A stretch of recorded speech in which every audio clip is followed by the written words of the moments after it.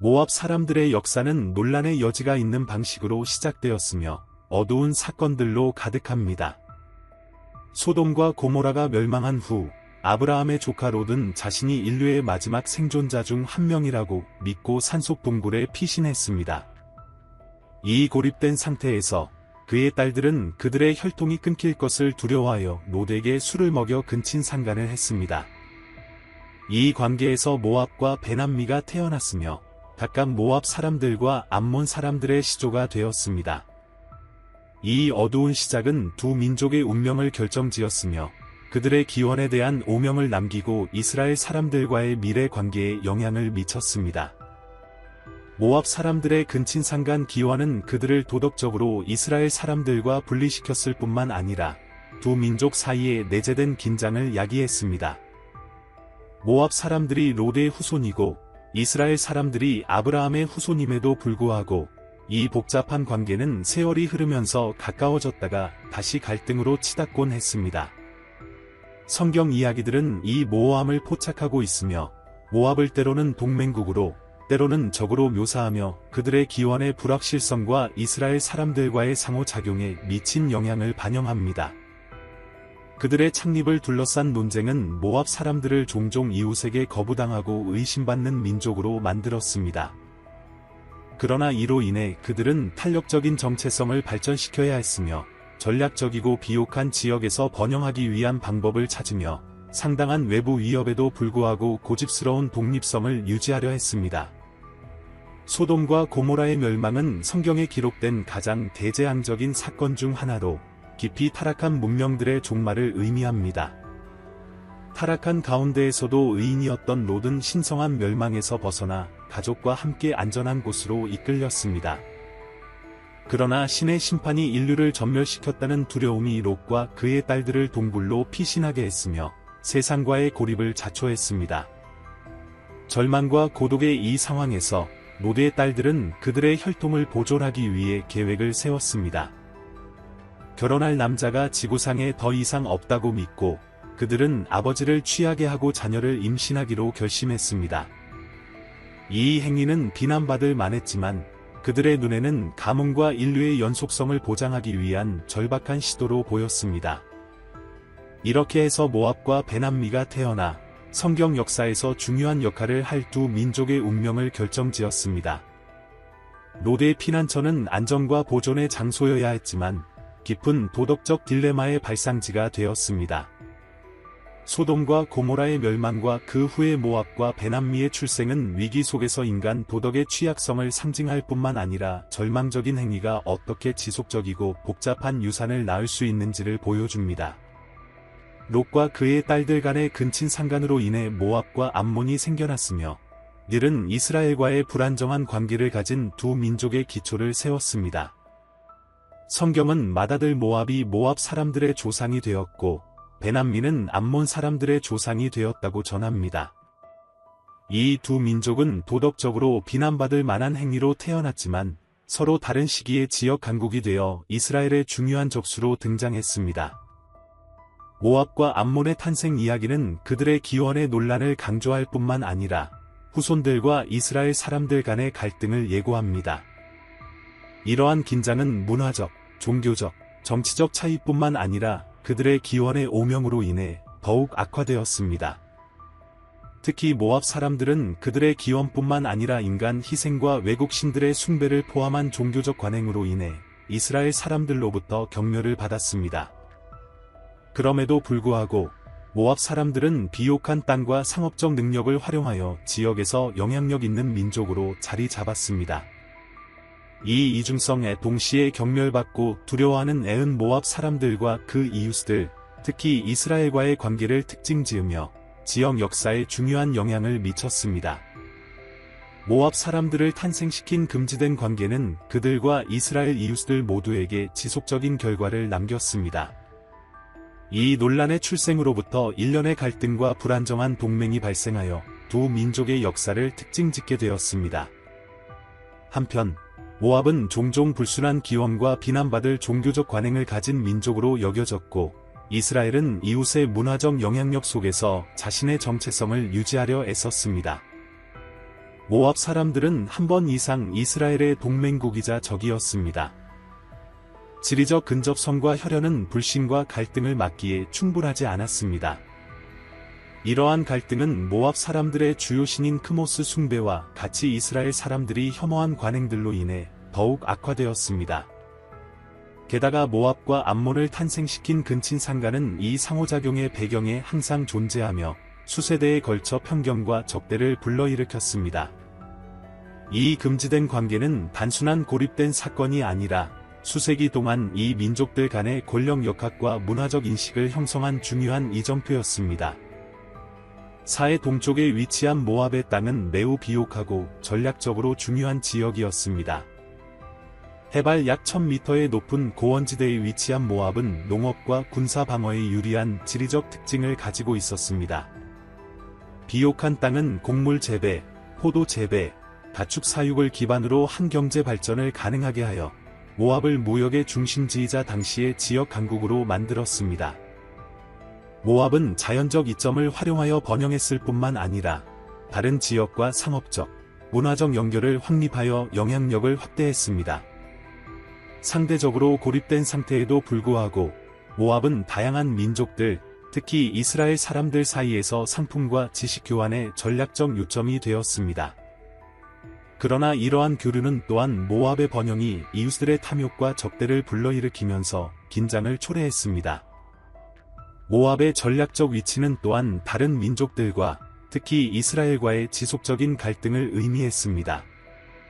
영토와 자원을 둘러싼 분쟁은 흔했으며 모압은 종종 침략에 대한 방어적 입장에서 자신을 발견했습니다. 그러나 지도자들의 회복력과 능력 덕분에 모압은 더 강력한 이스라엘과 같은 강대국 앞에서도 오랫동안 독립을 유지할 수 있었습니다. 모압 사람들과 이스라엘 사람들 간의 초기 만남은 협력과 갈등이 혼합된 것이었습니다. 이웃 민족이었기 때문에 특히 이스라엘 사람들이 약속의 땅으로 가는 여정에서 모압의 경계 근처를 지나갈 때 그들의 삶이 얽히는 것은 피할 수 없는 일이었습니다. 모압 사람들은 이스라엘 사람들이 강력한 적들을 물리친다는 명성이 이미 퍼져 있었기 때문에 그들의 전진을 경계하며 바라보았습니다. 평화로운 공존의 가능성이 있었음에도 불구하고 상호 불신과 문화적, 종교적 차이는 이 공존을 불안정하게 만들었습니다. 모압은 독립을 질투하며 이스라엘 사람들이 점점 더 큰 위협으로 다가오는 것을 보았습니다. 이러한 긴장은 증가된 적대를 야기하며 두 민족 간의 관계에 깊은 흔적을 남긴 갈등의 사건들로 이어졌습니다. 이스라엘 사람들이 모압의 문턱에 나타나자 모압 사람들 사이에는 두려움과 불신이 퍼졌습니다. 이 긴장된 분위기는 발락의 후속 행동의 서막이 되었으며 그는 존재적 위협으로 여겨진 문제에 대한 초자연적인 해결책을 찾으려고 했습니다. 이는 모압과 이스라엘 간의 더욱 복잡하고 종종 폭력적인 관계의 시작을 알렸습니다. 세월이 흐르면서 모압과 이스라엘 간의 관계는 긴장된 공존으로 특징지어졌습니다.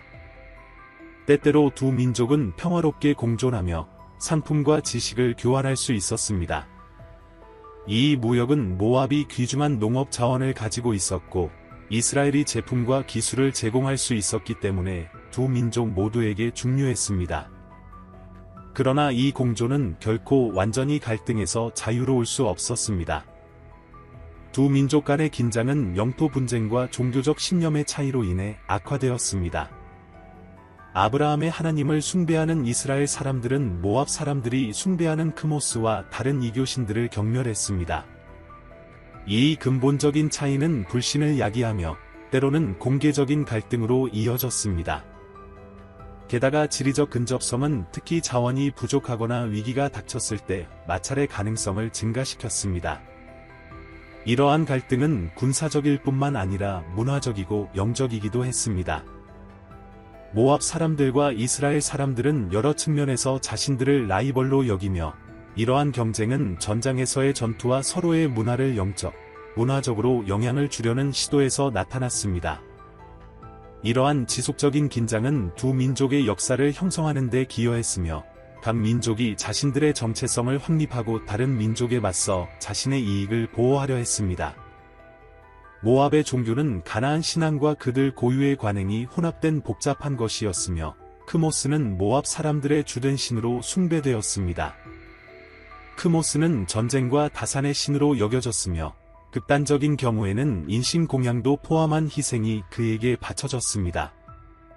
크모스 숭배는 모압 문화에 깊이 뿌리박혀 있었으며 그 의식은 종종 성대했고 사람들에게 큰 의미를 지닌 의례로 가득했습니다. 크모스 외에도 모압 사람들은 다산의 여신인 아스타로스와 자연 및 전쟁과 관련된 다양한 소규모 신들을 숭배했습니다. 이러한 종교적 관행에는 땅의 다산을 보장하고 전투에서의 보호를 기원하는 축제와 의식이 포함되었습니다. 모압에서 종교는 단순한 신앙의 문제가 아니라 번영과 역경의 시기에 사람들을 하나로 묶는 국가 정체성의 문제였습니다. 이러한 이교신들의 숭배는 이스라엘 사람들에게 공포로 다가왔으며 그들은 이러한 관행을 혐오하고 이스라엘의 하나님에 대한 숭배의 직접적인 반대라고 여겼습니다. 이러한 종교적 차이는 두 민족 간의 갈등의 주요 원인 중 하나였으며 이스라엘 사람들은 종종 모압 사람들을 그들의 우상 숭배와 비도덕성으로 인해 비난했습니다. 이러한 영적 차이는 적대를 악화시켰을 뿐만 아니라 모압과 이스라엘 사이의 문화적, 사회적 분열을 강화시켰습니다. 크모스와 아스타로스, 모압 판테온의 주된 신들은 모압의 종교적, 문화적 삶에서 중심적인 위치를 차지했습니다. 전쟁과 다산의 신인 크모스는 전투 전에 자주 호출되었으며 그의 제단에는 군사적 승리를 보장하기 위해 어떤 경우에는 인신공양을 포함한 중요한 희생이 이루어졌습니다. 이러한 희생 관행은 이스라엘 사람들에게 공포로 다가왔으며 그들은 이러한 행위를 이스라엘의 하나님에 대한 직접적인 모욕으로 여겼습니다. 한편 아스타로스는 다산과 성적인 여신으로 그녀의 숭배는 풍요로운 수확과 공동체의 번영을 보장하려는 다산 의식과 연결되어 있었습니다. 그녀를 기리는 축제는 큰 축하의 순간이었지만 동시에 이스라엘 사람들에게 깊이 비도덕적인 것으로 여겨졌던 관행을 포함하고 있었습니다. 이러한 축제들은 모압의 정체성을 강화하고 그들의 이스라엘 이웃들과의 문화적 분리를 강조했습니다. 모압에서의 우상 숭배는 단순한 신앙의 문제가 아니라 문화적 생존의 문제였습니다. 크모스와 아스타로스의 숭배는 모압 사람들의 필요와 희망을 반영했지만 동시에 이스라엘과의 불가피한 대립으로 이어졌습니다. 모압의 종교적 관행은 두 민족 간의 근본적인 차이의 상징이 되었으며 편견을 불러일으키고 뒤따르는 갈등을 악화시켰습니다. 이스라엘 사람들이 약속의 땅으로 진군함에 따라 그들이 모압에 가하는 위협은 커져갔습니다. 모압의 왕 발락은 자신의 백성의 운명에 대해 깊이 우려했습니다. 이미 다른 강력한 민족들을 물리쳤다는 이스라엘 사람들의 명성은 발락에게 두려움을 안겨주었고 그는 직접적인 대결이 모압의 멸망을 의미할 수 있다는 것을 알았습니다. 문제에 대한 해결책을 찾기 위해 발락은 초자연적인 방법을 택했습니다.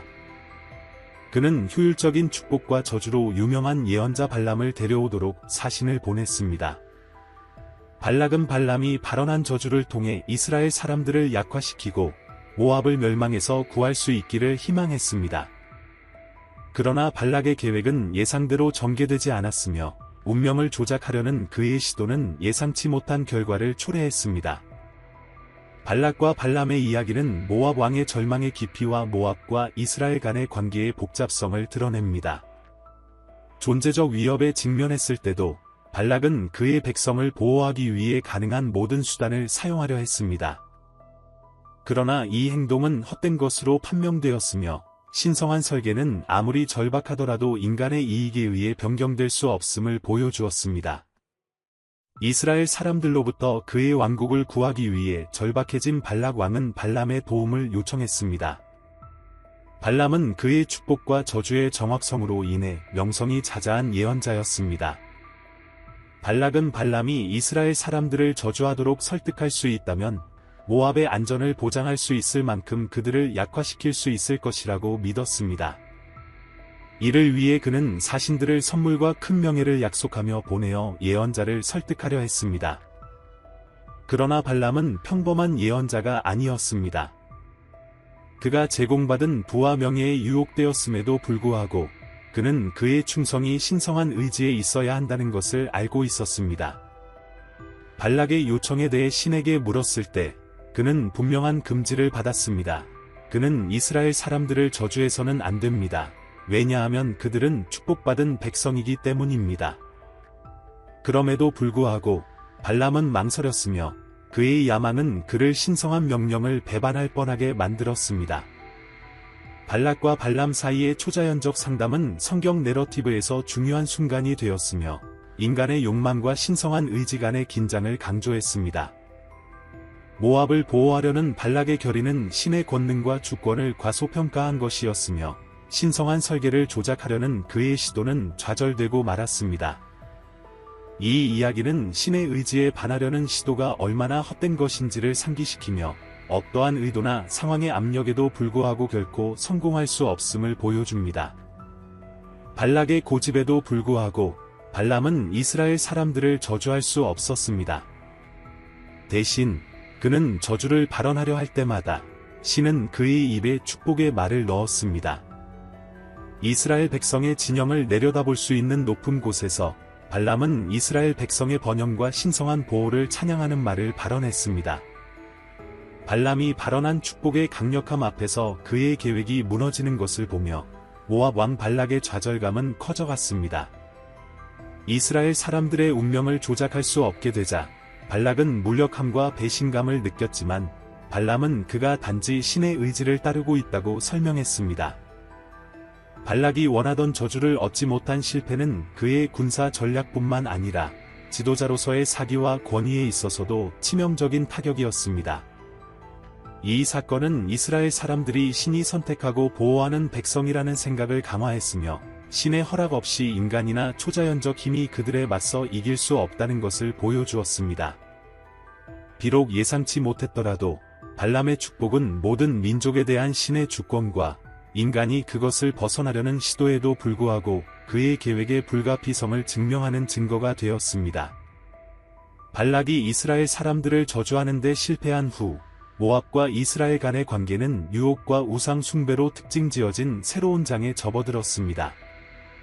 시딤에 진을 친 이스라엘 사람들은 모압 여성들과 어울리기 시작했으며 그들의 종교적, 문화적 관행에 매료되었습니다. 처음에는 무해해 보였던 이러한 상호작용은 곧 이스라엘 사람들이 모압 신인 바알보를 숭배하게 만드는 위험한 문화적 교류로 변했습니다. 바알보를 숭배하는 것은 신의 계명을 배반하는 행위였으며 이는 이스라엘 사람들에게 전적인 충성을 요구했습니다. 모압의 의식과 희생에 참여함으로써 이스라엘 사람들은 자신들의 전통에서 벗어나 우상 숭배에 빠졌습니다. 이러한 배신은 신의 분노를 불러일으켰으며 이스라엘 사람들의 불성실에 대한 벌로 역병이 퍼지기 시작했습니다. 시딤에서의 사건은 이스라엘 사람들이 신의 길에서 벗어나고자 하는 지속적인 유혹을 상징합니다. 모압 문화와 종교에 대한 매력은 바알볼의 숭배로 상징되었으며 이는 파괴적인 결과를 초래했습니다. 이는 후세의 우상 숭배와 신에 대한 불순종의 위험에 대한 경고로 작용했습니다. 시딤에서의 이스라엘 사람들의 불성실은 신에게 무시되지 않았으며 신은 그들의 배교에 대해 엄격하게 반응했습니다. 바알보를 숭배하는 것은 깊은 배신으로 여겨졌으며 신의 분노는 가차없이 나타났습니다. 신은 모세에게 배신의 책임이 있는 모든 지도자들을 처형하도록 명령했고 치명적인 역병이 진영에 퍼지기 시작했으며 수천 명의 이스라엘 사람들이 죽었습니다. 이 신성한 처벌은 이스라엘과 신 사이의 언약을 분명히 상기시켜 주었으며 절대적인 순종과 충성을 요구했습니다. 백성을 황폐화시킨 역병은 불순종과 우상 숭배의 결과에 대한 가혹한 교훈이었습니다. 모세는 이스라엘 지도자들과 함께 영적 부패를 억제하고 백성의 거룩함을 회복하기 위해 신속하게 행동해야 했습니다. 시딤에서의 신의 분노는 이스라엘 사람들이 약속의 땅으로 가는 여정에서 가장 어두운 순간 중 하나입니다. 이는 신이 우상 숭배와 불성실을 얼마나 심각하게 여기는지를 보여주며 그의 백성에게 끊임없는 경계와 헌신이 필요함을 상기시켜 줍니다. 이 사건은 지도자와 중재자로서의 모세의 역할을 강조하며 사람들을 재앙 속에서 순종과 신앙의 길로 이끌고자 하는 그의 역할을 강화했습니다. 이스라엘 진영에 닥친 재앙 속에서 신의 거룩함에 대한 열정을 보여주는 행위가 역병을 종식시켰습니다. 아론의 손자인 비느하스는 손에 창을 들고 이스라엘 사람이 미디안 여인과 함께 공개적으로 우상 숭배 행위를 저지르는 것을 보고 둘을 찔러 죄를 멈추고 신의 분노를 진정시켰습니다. 비느하스의 이 결정적인 행위는 역병을 멈췄을 뿐만 아니라 신으로부터 극도의 충성과 백성의 거룩함을 위한 열정을 인정받았습니다. 비느하스의 행위는 신으로부터 평화의 언약과 그의 후손에게 영원한 제사장직을 약속받았습니다. 그는 신의 거룩함을 수호하는 것이 어떻게 구원을 가져오고 신의 백성들 사이에서 질서를 회복할 수 있는지를 보여주는 본보기가 되었습니다. 비느하스의 행동을 통해 그는 큰 죄와 심판의 시기에도 신에 대한 충성이 공동체를 구속하고 보호할 수 있음을 증명했습니다. 이 사건은 2만 4천 명의 이스라엘 사람들이 죽은 역병의 끝을 알렸으며 이스라엘 백성에게 영적 순결과 신의 법에 대한 흔들리지 않는 순종의 중요성을 상기시켰습니다. 비느하스의 이야기는 신의 정의가 용기와 신앙의 행위를 통해 어떻게 회복될 수 있는지를 보여주는 강력한 예시로 남아 있습니다. 이스라엘의 큰 기근이 닥친 시기에 베들레헴 출신의 한 가족이 모압 땅에서 새로운 삶을 찾기로 결정했습니다. 엘리멜렉은 그의 아내 나오미와 두 아들 말론, 기런과 함께 자신들의 고향을 떠나 비옥함과 풍요로 알려진 곳에서 생계와 번영을 찾고자 했습니다. 모압은 역사적으로 이스라엘의 적이었음에도 불구하고 위기 속에서 새로운 기회를 약속했습니다. 엘리멜렉과 그의 가족이 모압에 도착했을 때 그들은 현지 공동체에 적응하고 통합하는 기간을 거쳤습니다. 그의 아들들은 룻과 오르바와 결혼했으며 가족은 새로운 고향에서 잘 정착하고 있는 것처럼 보였습니다. 그러나 비극은 곧 닥쳤습니다. 먼저 엘리멜렉이 죽고 그 후 두 아들도 죽으며 나오미는 상속인 없이 홀로 남겨졌습니다. 모압으로의 이주는 처음에는 생존을 위한 해결책처럼 보였으나 나오미에게는 일련의 치명적인 손실을 초래했습니다. 이 고통과 고난의 여정은 성경에서 가장 감동적인 이야기 중 하나를 위한 무대를 마련했습니다. 이 이야기에서는 충성심, 신앙, 그리고 구원이 비극의 잿더미 속에서 나타납니다. 남편과 아들들이 죽은 후 나오미는 이방 땅에서 홀로 남겨져 지지와 희망이 없는 상태였습니다. 그녀의 슬픔은 깊었으며 이스라엘 백성들이 다시 풍요로 축복받았다는 소식을 듣고 베들레헴으로 돌아가기로 결심했습니다. 나오미는 며느리들인 룻과 오르바에게 모압에 남아 재혼하여 그들의 삶을 재건할 더 나은 기회를 가지라고 권했습니다. 오르바는 마지못해 나오미의 조언을 따랐고 모압에 남았습니다. 그러나 룻은 시어머니를 떠나기를 거부하며 그녀가 가는 곳마다 함께할 것을 약속했습니다. 룻의 결정은 단순한 충성심의 행위가 아니라 이스라엘의 하나님을 자신의 하나님으로 받아들이는 신앙의 행위이기도 했습니다. 이렇게 해서 룻과 나오미는 함께 베들레헴으로 향하여 그들의 삶을 바꿀 새로운 여정을 시작했습니다. 나오미의 베들레헴으로의 귀환은 역경 속에서 새롭게 희망을 되찾은 상징이었습니다. 모압에서의 비극과 고향으로의 귀환 결정을 통해 나오미와 함께한 룻은 인간 관계의 깊이와 절망 속에서도 새로운 시작의 가능성을 보여주었습니다. 이 내러티브는 뒤따를 구원과 회복을 위한 무대를 마련합니다. 젊은 모압 여인 룻은 그녀와 시어머니 나오미의 삶을 바꿀 결정을 내렸습니다. 나오미를 따라 베들레헴으로 돌아가기로 한 룻은 흔들림 없는 사랑과 충성심을 보여주었으며 그녀의 땅, 백성, 신들을 뒤로하고 이스라엘의 신앙과 운명을 받아들였습니다. 그녀의 말, 어머니께서 가시는 곳에 나도 가고 어머니께서 머무시는 곳에 나도 머물겠습니다. 어머니의 백성이 나의 백성이 되고 어머니의 하나님이 나의 하나님이 되실 것입니다. 는 성경에서 가장 강력한 헌신과 충성의 서약 중 하나로 울려 퍼집니다. 룻이 모압을 떠나 나오미를 따라가기로 한 결정은 단순한 개인적인 헌신의 행위가 아니라 이스라엘의 하나님에 대한 깊은 신앙을 보여주는 것이기도 했습니다. 이 선택을 통해 룻은 그녀가 직면할 미지의 도전들을 마주하게 되었지만 또한 그녀가 신성한 목적을 찾을 수 있는 새로운 세계로 들어갔습니다. 그녀의 선택은 희귀한 용기와 예측할 수 없는 미래에 대한 흔들림 없는 신뢰를 반영했습니다. 그러나 그녀는 이를 온전히 믿었습니다. 룻은 나오미에 대한 충성심뿐만 아니라 다윗 왕과 궁극적으로 예수 그리스도의 계보에서의 역할로 인해 성경 내러티브에서 중심적인 인물이 되었습니다. 그녀의 이야기는 사랑, 충성심, 그리고 신앙에 기반한 결정이 세대를 초월하여 개인의 삶과 민족의 역사를 변모시킬 수 있는 영향을 미칠 수 있다는 증거입니다. 베들레헴으로 돌아온 후 룻과 나오미는 룻에게 완전히 새로운 환경에서 새롭게 시작해야 하는 가혹한 현실에 직면했습니다. 생계를 위해 룻은 밭에서 이삭을 줍기 시작했습니다. 이는 당시 가난한 자들과 이방인들에게 흔한 관행이었습니다. 이 작업 중 룻은 부유하고 영향력 있는 남자인 보아스의 눈에 띄었습니다. 보아스는 엘리멜렉의 친척이었습니다. 룻이 나오미에게 보인 충성심을 알게 된 보아스는 그녀에게 큰 친절을 베풀며 그녀의 안전을 보장하고 두 여인이 생계를 유지할 수 있을 만큼 충분히 제공했습니다. 보아스는 룻의 헌신에 감명받아 땅과 혈통의 구속에 관한 이스라엘의 법을 존중하며 룻과 나오미가 돌봐지도록 조치를 취했습니다. 그는 구속자 역할을 맡아 룻과 결혼하고 엘리멜렉의 혈통을 유지했습니다. 이 결혼은 두 사람 간의 단순한 결합이 아니라 룻과 나오미에게 구원을 제공한 행위였으며 그들의 희망과 미래를 회복시켰습니다. 베들레헴에서의 새로운 시작은 룻과 나오미에게 안정감을 제공했을 뿐만 아니라 룻을 이스라엘 역사 중심에 놓이게 했습니다.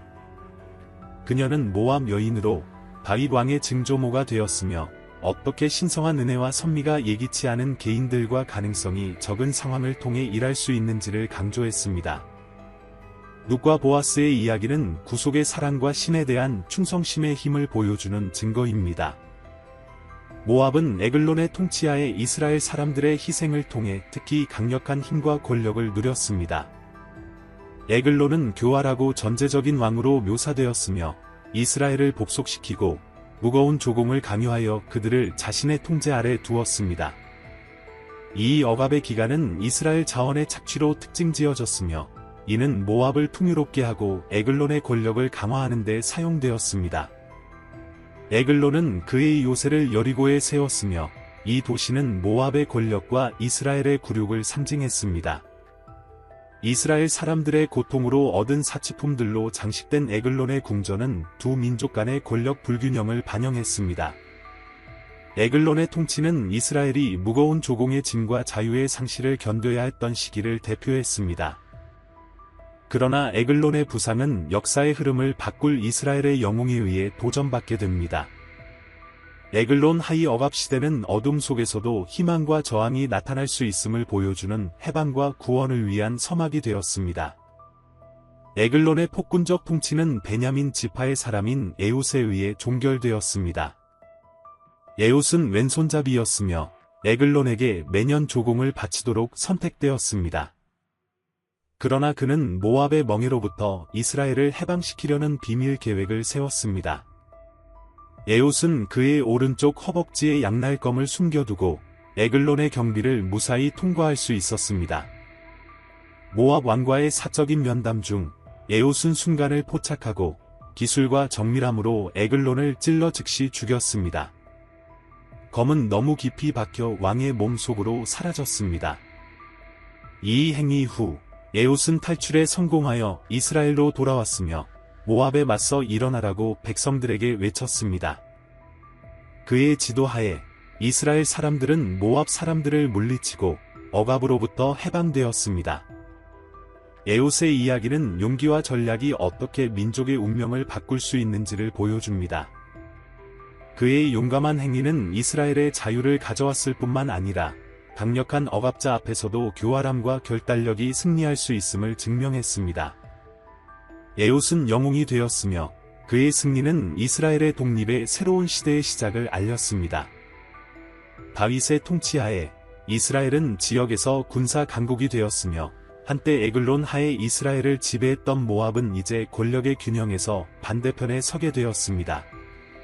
전략적 기술과 이스라엘의 권력을 통합하려는 결단력으로 유명한 다윗은 모압을 포함한 이웃 민족들을 복속시키기 위해 일련의 군사 작전을 개시했습니다. 이스라엘과 모압 간의 전투는 치열했으며 다윗은 승리를 보장하기 위해 가혹한 전술을 사용했습니다. 그는 모압 사람들을 줄을 세워 3분의 1을 처형하고 오직 3분의 1만을 하인으로 남겼습니다. 이 가혹한 행위는 모압이 다시는 이스라엘에 대항하지 않도록 하기 위한 힘의 과시이자 조치였습니다. 모압의 땅은 다윗에게 조공을 바쳐야 했으며 이는 이스라엘 왕국에 복종하는 것을 확정지었습니다. 다윗의 모압에 대한 작전은 단순한 영토 정복이 아니라 정의와 질서를 확립하려는 것이었습니다. 모압을 복속시킴으로써 다윗은 그의 통치를 공고히 했으며 이스라엘이 그들의 이익을 보호하고 주권을 보장하기 위해 필요한 모든 일을 할 준비가 되어 있음을 다른 민족들에게 분명히 했습니다.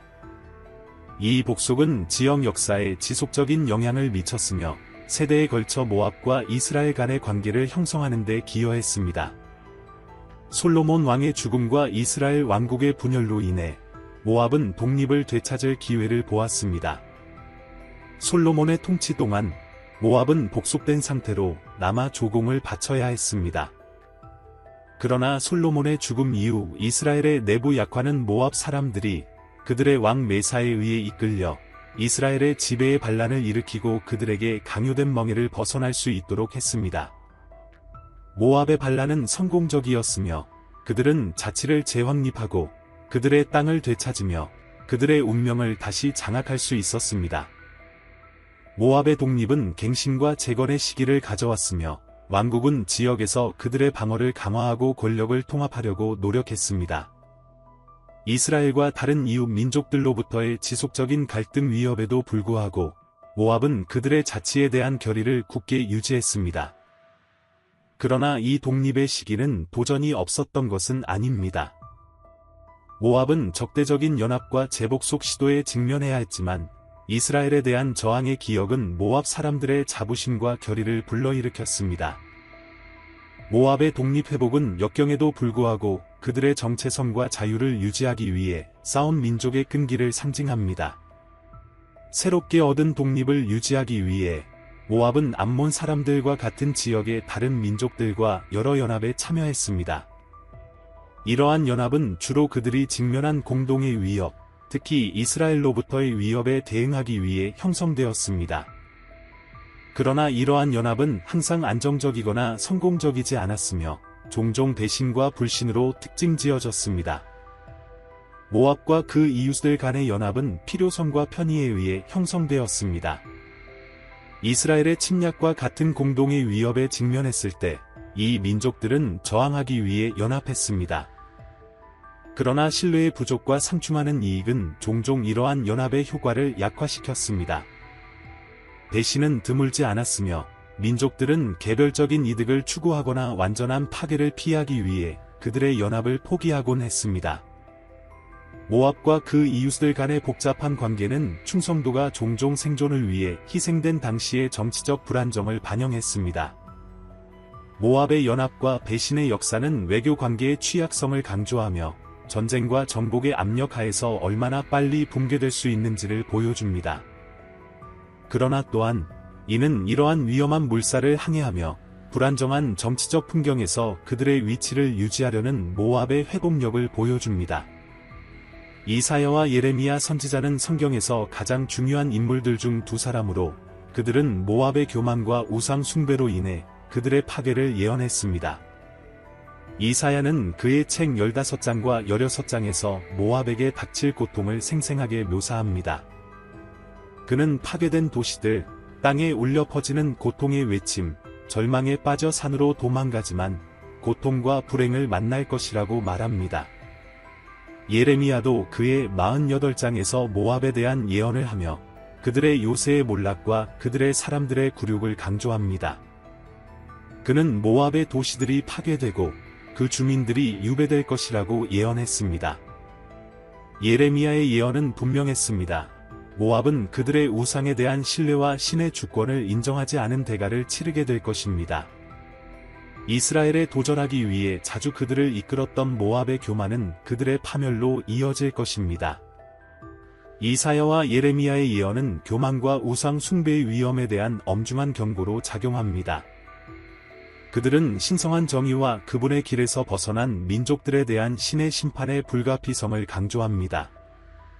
이사야와 예레미야가 예언한 모압의 파괴는 한때 번영했던 왕국의 종말을 의미하는 끔찍한 사건이었습니다.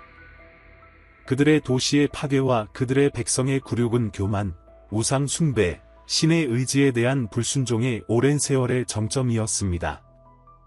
자주 도전적이고 독립적이었던 모압은 마침내 신성한 정의에 굴복하며 예언자들의 말을 실현했습니다. 파괴는 총체적이었습니다. 그들의 요새는 무너지고 그들의 들판은 황폐해졌으며 그들의 사람들은 유배되어 외국 땅에 흩어졌습니다. 한때 사해 동쪽의 비옥한 평야에서 번성했던 모압 왕국은 이전의 그림자로 변했으며 교만과 우상 숭배가 신에 대한 경외심을 대신할 때 번영이 어떻게 폐허로 변할 수 있는지를 보여주는 암울한 예가 되었습니다. 모압의 몰락은 민족들에 대한 신의 주권과 그의 심판의 불가피성을 증명하는 증거로 남아 있습니다. 정체성과 권력의 뿌리를 둔 왕국이라 할지라도 그들의 죄의 결과를 피할 수는 없었습니다. 모압의 이야기는 신의 길에서 벗어나는 위험과 그의 정의의 불가피성에 대한 영원한 경고로 작용합니다. 모압의 역사는 시간을 초월한 깊은 영적 교훈을 제공합니다. 오늘날 모압 왕국을 특징짓는 교만과 우상 숭배는 그들의 파괴의 씨앗이 되었습니다. 신에게서 등을 돌리고 그들의 힘과 우상에 의존함으로써 모압 사람들은 완전한 재앙으로 끝나는 자기 파괴의 길을 선택했습니다. 이사야와 예레미야 선지자들은 단순히 모압의 몰락을 예언한 것이 아니라 그들의 역사를 다른 민족들과 이스라엘 자체에 대한 예로 사용했습니다.